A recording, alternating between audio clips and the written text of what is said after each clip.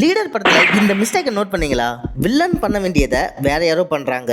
20வது மிஸ்டேக்காக இதை பற்றி சொல்லியிருக்கேன். லீடர் படத்தில் இருக்கிற ஃபன்னி மிஸ்டேக்ஸை இந்த வீடியோவில் ஃபுல்லாக பிரேக் டவுன் பண்ணியிருக்கேன். ஷூட்டிங் கேமராவில் வீடியோ எடுத்துகிட்டு ஸ்பை கேமராவில் எடுத்த மாதிரி சீன் போடுறாங்க. ஸ்பை கேமராவை டெய்ல வச்சிருக்கிறாரு, உடம்ப திருப்ப முடியாது. ஆனால் வீடியோவில் கேமரா திரும்புகிற மாதிரி இருக்குது. ஒரு சூப்பரான கடையில் கம்ப்யூட்டர் மானிட்டர் வாங்கியிருக்காங்க. ரூமில் குண்டு வெடிச்சு எல்லாமே எரிஞ்சிட்ருக்கு. ஆனால் இந்த கம்ப்யூட்டர் மானிட்டர் மட்டும் எதுவுமே ஆகாமல் அப்படியே இருக்கு பாருங்களேன். என்ன கடையில் வாங்கியிருப்பாரு? ஒருவேளை சரவணா ஸ்டோரில் வாங்கியிருப்பாரோ? பொண்ணுங்க எல்லாரும் இப்படி தான் யோசிக்கிறாங்களா, இல்லை ஹீரோயின் மட்டும் தான் இப்படி சூப்பராக யோசிக்கிறாங்களான்னு தெரில. ஹீரோயினோட அம்மா ஹீரோயின் சீக்ரெட் ஏஜென்ட்டில் வேலை செய்கிறாங்கன்னு நம்பலை. அதுக்கு கன் ஷூட்டர் நடக்கிற இடத்துக்கு அம்மாவே கூட்டிகிட்டு போயிடுறாங்க. அட, படம் நல்லா இருக்கே அப்படின்னு நினைக்கும் போது இந்த மிஸ்டேக் வருது.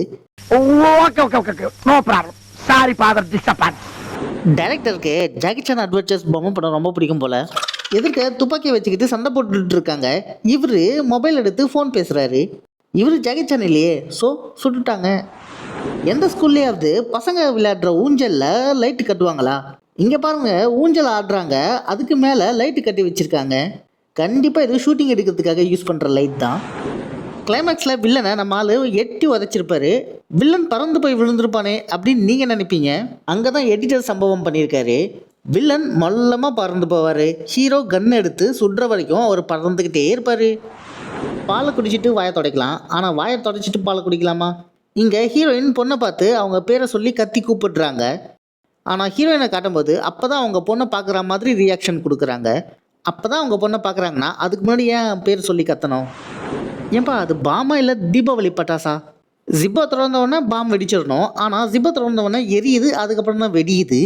அது ஏன் முதல்ல எரியணும்? இவர் சரவணா ஸ்டோர் சட்டையை யூஸ் பண்ணியிருக்காரு போல். எதிரிகளை ரத்தம் தெறிக்க தெறிக்க அடிச்சிருப்பாரு. அங்கே சுற்றி ரத்தம் இருக்கும். ஆனால் இவரோட உடம்புல ஒரு சொட்டு ரத்தம் இருக்காது. சார், இந்த சட்டை சரவணா ஸ்டோரில் கிடைக்குமா? உங்க எண்ணம் wrong. You are totally wrong. அனாதை குழந்தைங்களை ஹோமில் தத்தெடுத்து வளர்ப்பாங்க. அவங்களுக்கு கிறிஸ்டின் பேர் வைப்பாங்க. ஆனால் இங்கே ஹீரோ பொண்ணு ஐரின்னு பேர் வச்சுருக்காங்க. அம்மா ஹிந்து, அப்பா ஹிந்து, வளர்த்த ஆயாவும் ஹிந்து. அப்புறம் ஏன் ஹீரோயின் பொண்ணுக்கு ஐரின் அப்படின்னு கிறிஸ்டியன் நேம் வைக்கணும்? ஐரின்னு கேட்டவொன்னே இதான் ஞாபகம் வருது. Irene, I am love you. Heroine கெட்டவன்னு ஹையர் ஆஃபீஸர் ஏன் டீம் மெம்பருக்கு ஃபோன் பண்ணி சொல்லணும்? டீம் லீடர் நம்ம ஹீரோ தான், அவருக்கு தானே ஃபோன் பண்ணி சொல்லியிருக்கணும். நிறைய படத்தில் இந்த மிஸ்டேக் வரும். ஆனால் இந்த காலத்துலையும் இந்த மாதிரி மிஸ்டேக் வருது. ஹீரோ அவர் பொண்ணுக்கிட்ட மொல்லமாக சொல்கிற விஷயத்த ஃபாதர் தூரமாக எங்கேயோ இருந்து கேட்பார். அது எப்படி ஒருத்தர் மொல்லமாக பேசுகிறத தூரமாக இருந்து கேட்க முடியும்? வில்லன் ஆளுங்க ஸ்கூலுக்குள்ளே வரும்போது மரத்தோட நிழல் விழுது பாருங்க. ஆனால் அடுத்த ஷாட்லேயே வேறு ஆங்கிளில் காட்டும்போது மரத்தோட நிழல் விழலை பாருங்க. ஆங்கிளை மாற்றி எடுக்கும்போது பேக்ரவுண்ட் பிடிக்கலன்னா இடத்த மாற்றிடுவாங்க போல். ஒரு வில்லன் சுடப்பட்டு எங்கே விழுறாருன்னு பாருங்கள், பேக்ரவுண்டை பாருங்கள். ஆனால் 2-3 செகண்ட் கழிச்சு வேறு ஒரு லொக்கேஷனில் விழுந்திருக்க மாதிரி இருக்குது. 2 ஷாட்லேயும் பின்னாடி இருக்கிற மரங்கள் எல்லாம் பாருங்கள். ஒரு வில்லன் சுடப்பட்டு கீழே விழும்போது அவரோட கன்று அவரோட கால் கீழே தான் விழுது. ஆனால் அடுத்த 2-3 செகண்டில் அந்த கன்று அவர் கால் கீழே இல்லாமல் அவரோட தலைக்கு பக்கத்தில் இருக்குது. ஹீரோ எல்லாரையும் அடிக்கணும். அதை நம்மளை நம்ப வைக்க ஸ்க்ரீன் பிளேயில் சில கோக்குமாக்கு வேலைகளை பண்ணுவாங்க. இதில் வில்லனோட ஆளுங்க அது வரைக்கும் துப்பாக்கி வச்சுருந்தாங்க. ஹீரோ அந்த பக்கம் வரும்போது எல்லாருமே கத்தியை எடுக்க ஆரம்பிச்சிட்டாங்க. ஜஸ்ட் ஒரே ஒரு புல்லட்டு, சோலி முடிஞ்சுது. பகலில் வீடியோ எடுத்துகிட்டு அதை நைட்டாக காட்ட நைட் ஃபில்டர் போட்டிருக்காங்க. அது நைட்டு சமயம், லைட்டும் எங்கேயும் இல்லை. ஆனால் மண்டை மேலே இருந்த கொண்டையை மறைக்கல அவங்க. மரத்தோட நிழல் தெரியுது. அந்த கார்லையும் வெளிச்சம் படுத்து பாருங்க. அந்த அளவுக்கு வெளிச்சம் வந்தால் நல்லா கிளியராக தெரியணும். ஆனால் நைட் ஃபில்டர் போட்டிருக்கிறதுனால தெரியலை. ஹீரோ வில்லனோட ஒரு ஆளை பிடிச்சி வச்சிருக்கிறாரு. அது மற்றவங்களுக்கும் நல்லா தெரியும். ஹீரோ அவரை பிடிச்சி தடுப்பாக வச்சுக்க கொஞ்சம் நேரம் ஆகும். ஆனால் அவங்க குரூப் பேர் சீக்கிரம் வந்து அவரை குத்திடுறாங்க. இது அவங்க தெரியாமல் குத்துன மாதிரி தெரியல, வேணும்னு குத்துன மாதிரி தான் ஸ்க்ரீன் பிளே இருக்குது. பின்னாடி நடக்க போகிறத முன்னாடி தெரிஞ்சுக்க ஒன்றும் சக்தி இருக்கணும். அப்படி இல்லைன்னா இந்த படத்தில் வர மாதிரி எடிட்டர் மிஸ்டேக் பண்ணியிருக்கணும். ஹீரோயின் உயிரோடு இருக்காங்கன்னு வில்லன் கிட்ட சொல்லும்போது ஹீரோயினை நினச்சி பார்ப்பாங்க. அந்த நினச்சி பார்க்குற கிளிப்பும் கிளைமேக்ஸில் நிஜமாகவே அவங்கள போய் சந்திப்பாங்க. அந்த கிளிப்பும் ஒன்றே தான். அது எப்படி இனிமேல் நடக்க போகிற ஒரு விஷயத்த முன்னாடியே நினச்சி பார்க்க முடியும்? இது 20வது மிஸ்டேக்கு. இதை பற்றி முன்னாடியே சொல்லியிருப்பேன். வில்லன் பண்ண வேண்டியதை நல்லவங்களே பண்ணுறாங்க. அந்த வில்லன் துப்பாக்கியை பிடிச்சிட்டு இருக்கிறது பேரலில் தான் பிடிச்சிட்டு இருப்பாரு. போலீஸ் தான் அந்த துப்பாக்கியோட ட்ரிக்கரில் கை வச்சிட்டு இருப்பாரு. ஆனால் அது நமக்கு எப்படி ஃபீல் ஆகும்? வில்லன் தான் சுடுறாருப்பா எல்லாரையும் அப்படிங்கிற மாதிரி ஃபீல் ஆகும். இந்த படமே சீக்ரெட் ஏஜென்ட்டை பேஸ் பண்ணி இருக்கும்போது இந்த மிஸ்டேக் வந்திருக்க கூடாது.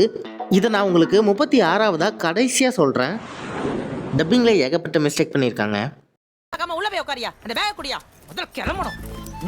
இதில் நிஷா முதல்ல கிளம்பணும் அப்படின்னு சொல்லுவாங்க, ஆனால் அவங்க உதடே அசைஞ்சிருக்காது. இதில் நிஷா ஹஸ்பண்டும் ஹீரோவும் பேசிக்கவே மாட்டாங்க, ஆனால் சவுண்டு மட்டும் கேட்கும். இன்னொரு வாட்டி க்ளோஸ் அப்பில் கவனிங்க.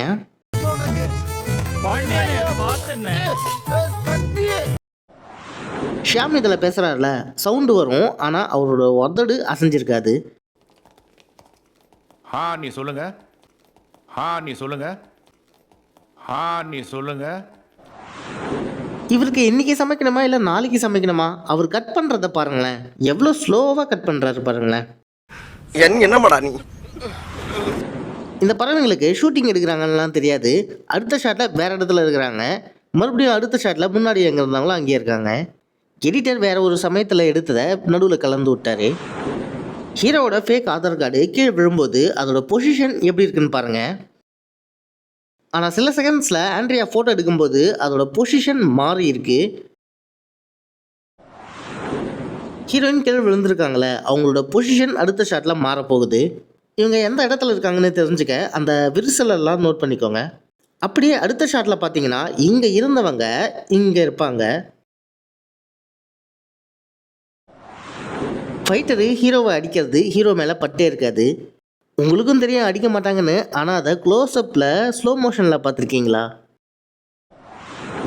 அதே போல் ஹீரோவும் ஃபைட்டருங்களை அடிப்பார், ஆனால் அவங்க மேலே படாது. இது மாதிரி சண்டை போட்டால் எத்தனை அடி அடித்தாலும் யாருக்கும் ஒன்றும் ஆகாது. அதே இதில் கண்டினியூஸாக இன்னொரு அடி.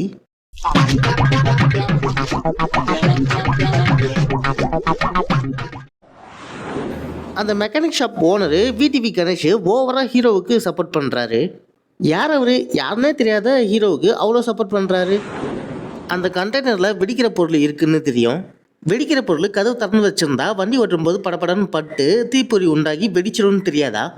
அது எப்படி அவர் மூடாமல் போவார்? நமக்கு ஒரு ட்விஸ்ட்டை மாசாக ரிவீல் பண்ணணுங்கிறதுக்காக தான் இப்படி பண்ணியிருக்காங்க. இந்த ஷாட்டில் வர ஒன்று அடுத்த ஷாட்டில் வேறு மாதிரி மாறப்போகுது. இந்த ஷாட்டில் ப்ளூ கலர் பில்லோவை பாருங்களேன், மற்ற பில்லோஸ் கிட்ட இருந்து தனியாக தான் இருக்குது, ஒட்டி இல்லை. ஆனால் அடுத்த ஷாட்டில் காட்டும்போது ப்ளூ கலர் பில்லோவுக்கு மேலே தான் எல்லா பில்லோவும் இருக்குது. இங்கே சயின்ஸுன்னு ஒன்று இருக்குமே, அது இவங்களுக்கு தெரியுமா? சாரி, எனக்கு தெரியாது. புல்லட்டு மேலே பட்ட ஃபோர்ஸில் ஹீரோயின் பறந்து போய் விழுறாங்க.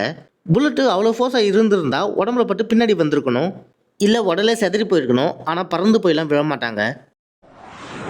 கிளைமேக்ஸ் ஃபைட் சீனில் விண்டோவை சுற்றி எப்படி இருக்குன்னு பாருங்கள். விண்டோவை சுற்றி பெருசாக ஒயிட் கலர் இதுதான் இருக்குது. ஆனால் அடுத்த ஷாட்லேயே அந்த ஒயிட் கலர் அவ்வளோ பெருசாக இல்லாமல் சின்னூண்டாக இருக்குது. இது 36வது மிஸ்டேக்கு. நீங்கள் ரொம்ப எதிர்பார்த்துருப்பீங்க. படத்தோட பெரிய லாஜிக் மிஸ்டேக்கு. தேசத்துக்கு துரோகியாக மாறினவனை சுட்டுக் கொள்கிறாங்க. அப்படி இருக்கும்போது அவனை பற்றின எல்லா டீட்டெயில்ஸும் ஹீரோ டீமுக்கு தெரிஞ்சிருக்கணும்ல. அது எப்படி அவனுக்கு கல்யாணம் ஆகியிருக்கும், 3 பசங்க இருப்பாங்க, அதெல்லாம் தெரியாதா?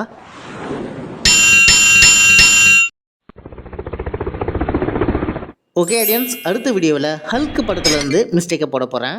உங்களுக்கு அந்த படம் பிடிக்குமா? வீடியோவுக்கு லைக் போட்டு கமெண்ட்டில் சொல்லுங்கள்.